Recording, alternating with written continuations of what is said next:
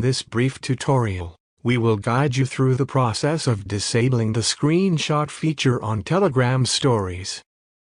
By doing so, you can prevent others from taking screenshots of your stories, adding an extra layer of privacy and control over who can save or share your photos and videos.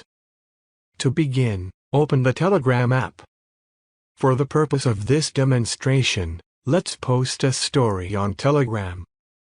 To do so, tap on the camera icon located at the bottom right corner of the screen.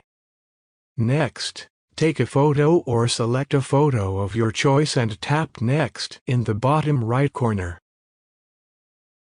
Once you are on the story editing page, you will see an option called Allow Screenshots.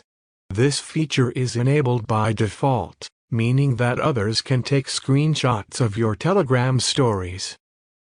To disable this feature, simply toggle off the switch next to Allow Screenshots. By disabling this feature, others will not be able to take screenshots of your stories.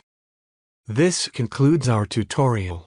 If you have any questions about this process, please feel free to ask in the comments section below.